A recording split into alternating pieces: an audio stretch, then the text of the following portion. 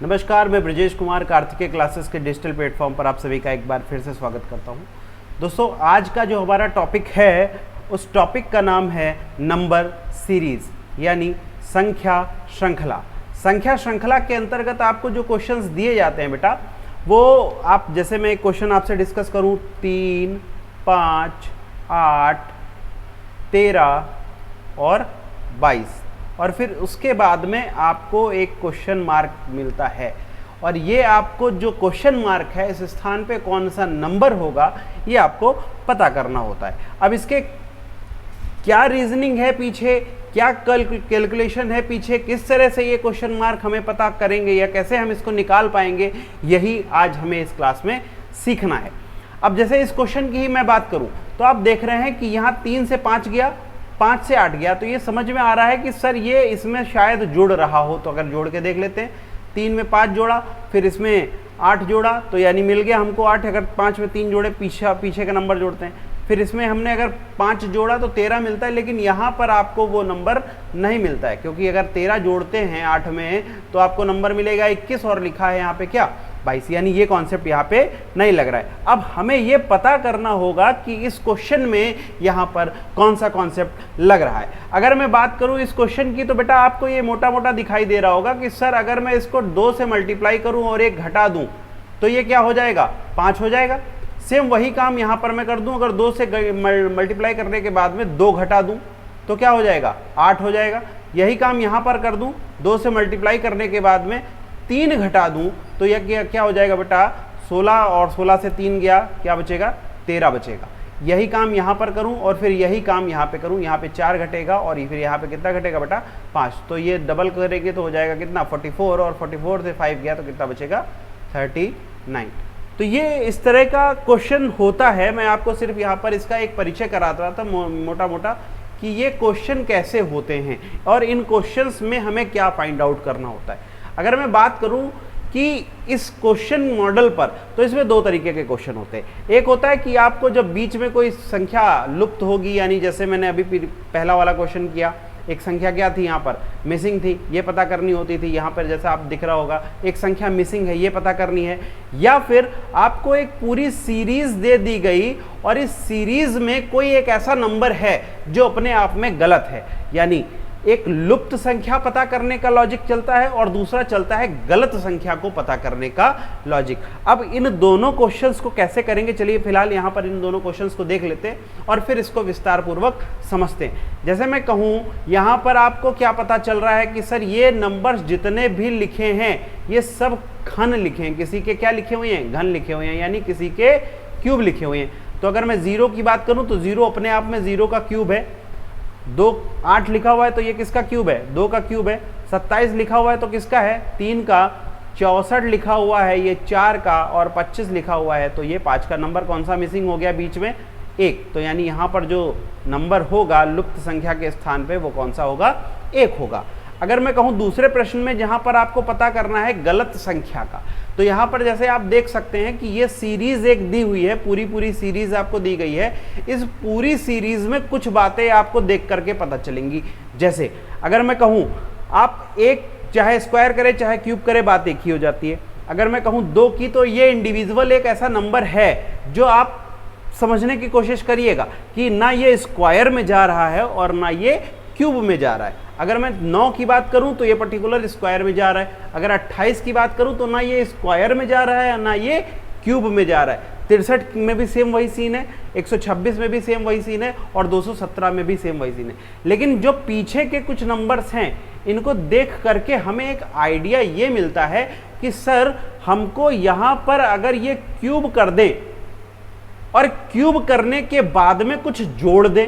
अगर मैं यहाँ से आगे से आप देखेंगे तो शायद उतना बेहतर समझ में ना आएगा, आप पीछे से देखेंगे इसको, अगर पीछे से सीरीज देखेंगे तो आपको बेहतर समझ में आएगी। अगर मैं कहूँ 217 लिखा हुआ है तो बेटा ये लिखा हुआ है 6 का क्यूब क्या होता है, 216 और प्लस 1, यानी अगर 126 लिखा हुआ है तो यानी क्या लिखा हुआ है, 5 का क्यूब और प्लस 1। 63 लिखा हुआ है तो ये नंबर अभी तक की जो हमने किया है उनसे थोड़ा सा अलग है। अगर मैं अभी इसको छोड़ दूं और आगे बढ़ जाऊं, 28 लिखा हुआ है तो ये अपने आप में क्या है, 3 का क्यूब प्लस 1, 3 का क्यूब 27 प्लस 1 1 28। ठीक है, अगर मैं इसकी बात करूं तो 2 का क्यूब यानी 8 और प्लस 1 9। अगर मैं 2 की बात करूं तो ये क्या हो जाएगा बेटा, 1 का क्यूब प्लस 1 प्लस 1 क्या हो जाएगा भैया, 2 हो जाएगा। अगर मैं यहां पर इसकी बात करूं तो 0 का क्यूब प्लस 1 हो जाएगा। यानी ये सारे नंबर आपको एक सीरीज में मिल रहे हैं। किस तरह से मिल रहे हैं, क्यूब करके एक जोड़ दिया, लेकिन ये बीच का एक नंबर है जो क्यूब करके एक जोड़ने के बजाय क्यूब करके एक घटा दिया गया है। यानी ये जो नंबर है ये इस सीरीज का गलत नंबर है, ये आपको पता करना होता है। ठीक है, तो ये बेसिकली 2 तरह के सवाल आते हैं इसमें, एसएससी और जो वनडे एग्जाम जितने भी हैं आपके, जैसे पेट का यूपी के अंतर्गत जो अभी होने वाला है उसमें, या फिर आप कोई और ले लेते जैसे वीडियो का पड़ा हुआ पेपर है 18 का, ये जितने भी एग्जाम हैं इनमें इस तरह के क्वेश्चन जरूर देखने को मिलते हैं। तो बेटा 2 तरह से क्वेश्चन आते हैं, एक तो आपको लुप्त संख्या का पता करना होता है, दूसरा आपको एक गलत संख्या जो आपके सीरीज में कहीं मिक्स होती है वो संख्या का पता करना होता है। इसके अलावा भी कई सारे क्वेश्चंस होते हैं, इसमें अलग टाइप्स होते हैं जिसमें आपको मिक्स होते हैं, गलत संख्या भी है, लुप्त संख्या भी है, दोनों चीज़ों को पता करना है। ये आपके जब आप थोड़ा सा और लेवल ऊपर जाते हैं, बैंकिंग की तैयारी कर रहे हैं तो उसके लिए आपके, लेकिन अगर आप एसएससी या वनडे एग्जाम, आप यूपी स्टेट गवर्नमेंट के जितने भी एग्जाम हैं उनकी अगर तैयारी कर रहे हैं तो रीजनिंग बेस्ड आपको इन 2 टाइप के क्वेश्चन मिलेंगे। अब इन 2 क्वेश्चंस को करेंगे कैसे, सबसे महत्वपूर्ण बात है सर इसमें हमें समझना सबसे पहले क्या पड़ेगा। तो बेटा इसमें अगर मैं समझने की बात करूं तो सबसे पहले आपको संख्याओं को समझना पड़ेगा।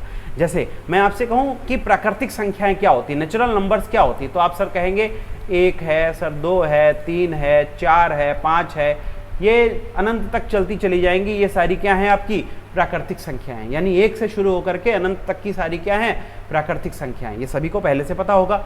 अगर मैं कहूँ होल नंबर यानी पूर्ण संख्या, तो पूर्ण संख्या में वही जो नेचुरल नंबर होते हैं उनमें 0 ऐड हो जाता है और फिर उसके बाद में यही अनंत तक की अगर चली जाएंगी तो ये क्या हो जाएंगी आपकी पूर्ण संख्या हो जाएंगी। सम संख्याएं भी आप सभी जानते हो, आपका इवन नंबर क्या होता है, इवन नंबर यानी 2 4 6 8 10, यानी 2 के जितने भी गुणज हैं ये सारे क्या होते हैं आपके सम संख्याएं होती है। ये बात तो आपको सबको पहले से ही पता होगी, लेकिन फिलहाल ये चैप्टर में ये चीज़ें आपको समझना ज़रूरी है।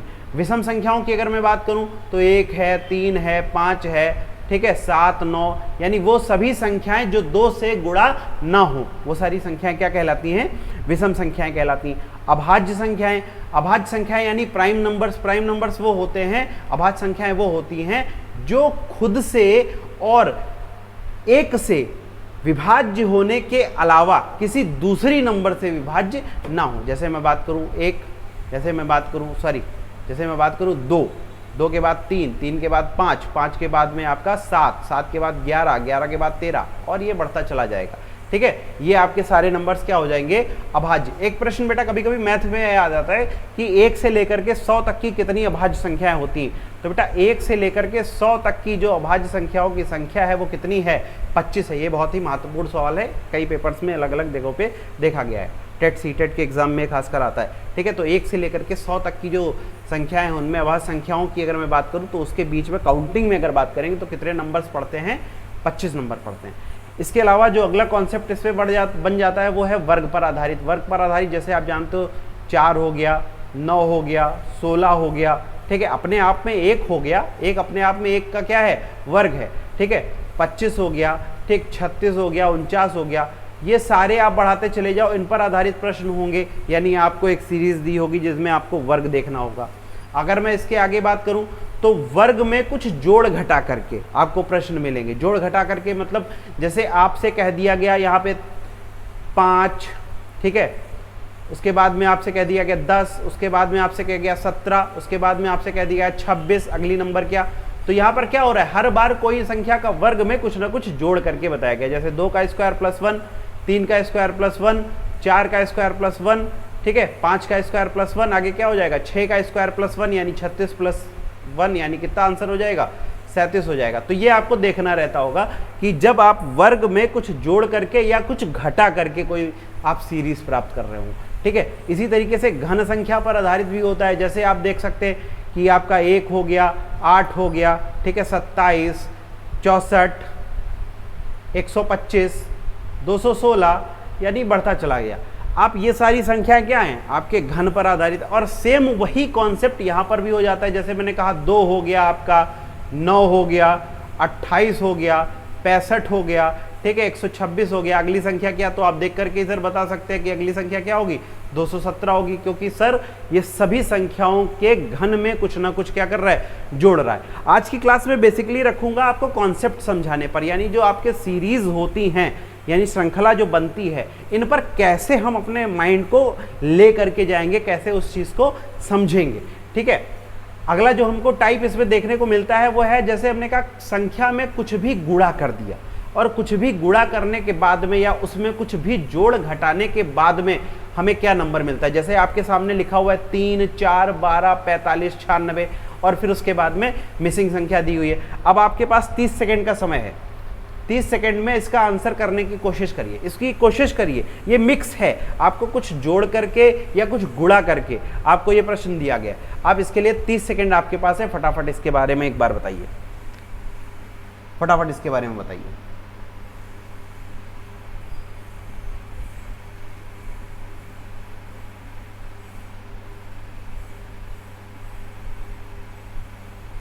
देखना हमें यार लग रहा होगा कि सर 3 से ये 4 हो जा रहा है, और 4 से 12, 12 से 45, और 45 से 196। एक बात आपको समझने में आ रही होगी, सर अगर इसको 1 से गुणा करें और फिर 1 ही जोड़ दें तो क्या ये हो जाएगा, 4 हो जाएगा।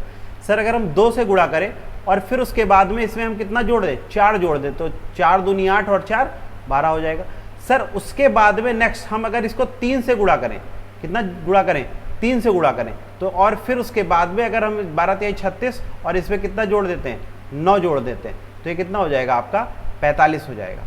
ठीक है, अब उसके बाद में हम क्या करते हैं, 4 से गुणा करते हैं, और फिर उसके बाद में 4 से गुणा करिएगा, कितना मिलेगा आपको, 45 दूनी 90, 90 180, 16 और जोड़ दीजिए तो कितना हो जाएगा, 196 हो जाएगा। अब एक नंबर आपको दिख रहा होगा, सर ये स्क्वायर जैसा नहीं लग रहा है, स्क्वायर जोड़ रहे हैं, 1 का स्क्वायर 1, 2 का स्क्वायर 4, 3 का स्क्वायर 9, अब 4 का स्क्वायर जोड़ा है कितना, 16, और अगली संख्या में हमें कितना जोड़ना होगा, 5 का स्क्वायर यानी कितना, 25 जोड़ना होगा। यानी अगर हम इसको 5 से गुणा कर दें और उसमें क्या कर दें, 25 ऐड कर दें, तो हमको नेक्स्ट जो हमारी मिसिंग संख्या है वो मिल जाएगी, और मिसिंग संख्या हमारी क्या निकल के आएगी, 1050। बात समझ में आ गई, इसको उतार लीजिए, बहुत ही महत्वपूर्ण सवाल है, एसएससी सीजीएल में पूछा गया क्वेश्चन है।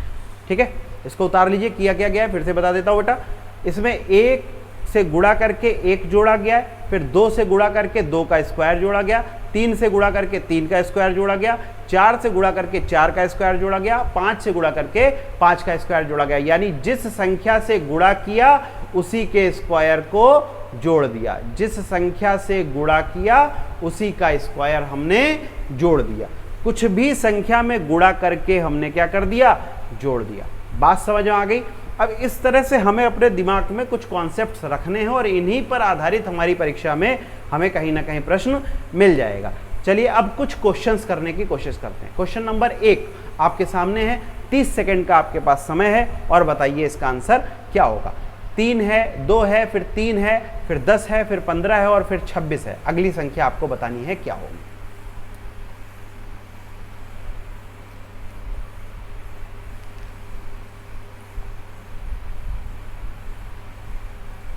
आप देख करके इसमें कुछ समझ पा रहे हैं।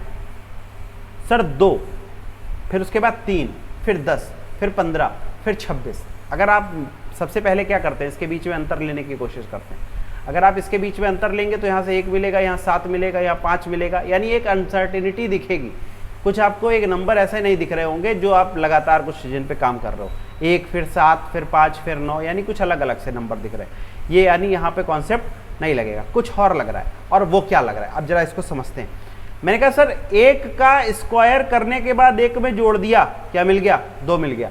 सर मैंने कहा 2 का स्क्वायर करने के बाद में 1 घटा दिया, क्या मिल गया, 3 मिल गया। मैंने कहा 4 से 1 घटा, क्या मिल गया, 3 मिल गया।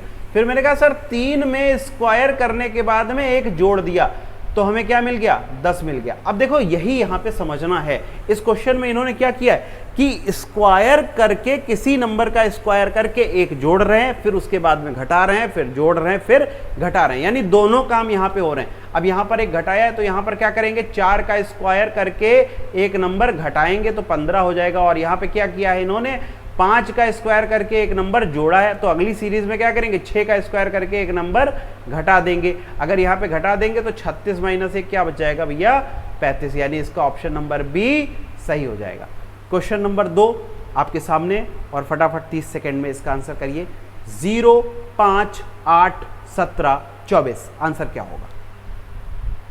30 सेकेंड आपके पास। सेम उसी पैटर्न पे ये भी सवाल होगा, आंसर आपको करना है। सेम उसी पैटर्न पे ये भी सवाल है, बड़ा आसान सा सवाल। सर 0 दिखा है, सबसे पहले हमें क्या दिखा है बेटा, 0 दिखा है। अब हमने कहा 0 सर किन परिस्थितियों में आ सकता है, 0 इस परिस्थिति में आ सकता है कि कोई भी संख्या थी और उसमें उतनी ही संख्या घटा दी गई हो, तभी तो 0 आ सकता है। मैंने कहा सर 1 का स्क्वायर था और 1 क्या कर दिया गया, घटा दिया गया। अच्छा मैंने स्क्वायर ही क्यों लिया, क्योंकि उसके बाद में हमको नंबर मिल रहा है 5, और 5 का मतलब ये होता है कि सर 2 का स्क्वायर में अगर हम 1 जोड़ेंगे तभी तो 5 बन सकता है। फिर उसके बाद में अगला नंबर हमें मिल रहा है 8, 8 का मतलब 3 के स्क्वायर में 1 घटा दें। फिर उसके बाद में नंबर मिल रहा है 17, 17 का स्क्वायर मतलब 16, 4 के स्क्वायर में 1 जोड़ दें। फिर उसके बाद में अगला नंबर मिल रहा है 24, 24 का मतलब 5 के स्क्वायर में 1 घटा दें। तो अगला नंबर हमारा क्या होगा, 6 के स्क्वायर में 1 जोड़ दें। आप समझिएगा यहाँ पे चल क्या रहा है, सर किसी नंबर का स्क्वायर करके 1 घटा रहे, उसी नंबर का स्क्वायर करके 1 जोड़ रहे, फिर नंबर का स्क्वायर करके 1 घटा रहे, फिर जोड़ रहे, फिर घटा रहे, और फिर क्या करेंगे, जोड़ेंगे। और ये सीरीज 1, 2, 3, 4, 5, 6 की फॉर्म में आगे बढ़ती चली जा रही है। पहले 1 का स्क्वायर, फिर 2 का स्क्वायर, फिर 3, फिर 4, फिर 5 और अब 6। तो 6 का स्क्वायर क्या होता है बेटा, 36, और 36 से और 1 क्या हो जाएगा आपका, 37। इसका सही जवाब क्या हो जाएगा, 37। क्वेश्चन समझ में आ गया। कोई भी नंबर जब भी हम इसको लगाएंगे, अब जैसे आप अगर सबसे पहले जो काम करते हैं ये करने जाओगे तो ये आपको मिलेगा 5, फिर मिलेगा 3, फिर उसके बाद में अगर आप देखोगे तो मिलेगा आपको 9, फिर उसके बाद में अगर देखोगे तो मिलेगा आपको 7, यानी एक अनसर्टिनिटी मिल रही बीच में, यानी ये कॉन्सेप्ट यहाँ पे नहीं लगेगा। आप तुरंत आगे बढ़ोगे, और जब आप आगे बढ़ोगे तो आप स्क्वायर की तरफ देखोगे। अब स्क्वायर के आसपास के नंबर दिख रहे हैं तो आप तुरंत ये लॉजिक लगा लोगे कि सर किसी नंबर में 1 जोड़ करके या घटा करके हम देख लेते हैं, और सारे नंबर्स को अगर स्क्वायर में टर्म में इसको बदले तो आपको सीधा सीधा नजर आ रहा है, सर 5 है तो 1 के स्क्वायर में जोड़ दिया गया, सर 8 है तो 3 के स्क्वायर में 1 घटा दिया गया, सर 17 है तो 4 के स्क्वायर में 1 जोड़ दिया गया, सर 24 है तो 5 के स्क्वायर में 1 घटा दिया गया। तो अगला क्या होगा, 6 के स्क्वायर में 1 जोड़ दिया जाएगा। तो 6 का स्क्वायर 36 और प्लस 1 37। अगला सवाल आपके पास, 30 सेकेंड का समय है, आंसर करिए। बहुत ही मजेदार क्वेश्चन होते हैं बेटा। अगली क्लास में मैं आपको SSC, CGL, UP triple SC की परीक्षाओं के जो क्वेश्चंस हैं वो मिक्स करके मैं आपको करीब 15 से 18 सवाल कराऊंगा अगली क्लास में, ठीक है। आज की क्लास मैंने आपको कॉन्सेप्ट बताया कि ये कैसे होते हैं, किस तरह से इसको हम सोच सकते हैं, समझ सकते हैं। एक बार फिर से जरा इसको समझ लेते हैं कि इस टॉपिक में जो हम क्लास करेंगे, ये जो टॉपिक करेंगे इसमें 2 तरीके के प्रश्न हमें देखने को मिलेंगे। एक तो हमें लुप्त संख्या का पता करना होगा, दूसरा हमें गलत संख्या का पता करना होगा। एक सीरीज दी होगी जिसमें गलत संख्या दी होगी। उसके बाद में हमने कहा सर ये को करेंगे कैसे, तो हमें ज्ञान होना चाहिए सर प्राकृतिक संख्या क्या होती है, पूर्ण संख्या क्या होती है, सम संख्या क्या होती है, विषम संख्या क्या होती है, अभाज्य संख्या क्या होती है, वर्ग क्या होते हैं, ठीक है। वर्ग में कुछ जोड़ घटा करके भी कर सकते हैं। घन क्या होते हैं, घन में भी कुछ जोड़ घटा करके हम क्वेश्चन दे सकते हैं। संख्याओं में कुछ भी गुणा या भाग करके भी हम सवाल दे सकते हैं। बात समझ में आ गई। 2 सवाल हमने कर लिए हैं, पहला और दूसरा। तीसरा और चौथा आपके सामने है। तीसरा सवाल, 30 सेकेंड का समय है, आंसर करिए। 30 सेकेंड में बेटा इसका आंसर करिए।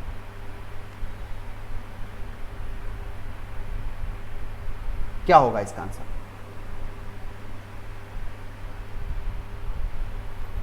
सर अगर मैं देखूं तो ये 7, 26, 63, 124 और 215 ये सब किसी नंबर के क्यूब के आसपास नहीं, आपको नजर आ रहा है। सर ये अगर 215 है तो 216 के पास है, ये 125 के पास है, ये 64 के पास है, ये 25 के पास है और ये 8 के पास है। तो ये 2 का क्यूब, ये 3 का, सॉरी ये 2 का, ये इसके बाद में 5 का, सॉरी गड़बड़ हो रहा है कुछ, हाँ ऐसा समझो इसको, ये 3 का क्यूब, ये 4 का, ये 5 का और ये 6 का। समझने की कोशिश करिएगा। ये 2 का क्यूब उसके पास की नंबर, ये 3 का क्यूब उसके पास का नंबर, ये 4 का क्यूब उसके पास का नंबर, ये 5 का क्यूब उसके पास का नंबर, ये 6 का क्यूब उसके पास का नंबर। यानी क्यूब में एक घटा करके लिख दिया। तो आगे क्या हो सकता है, 7 का क्यूब होता क्या है 343 और 343 में एक घटा देंगे तो क्या बचेगा भैया 342। तो इसका जो सही आंसर मिलेगा वो हमको क्या मिलेगा, option number B 342। Question number 4 आपके पास है, फटाफट इसका आंसर करिए। क्वेश्चन नंबर 4 में आंसर क्या होगा, क्वेश्चन नंबर 4 में आंसर क्या होगा।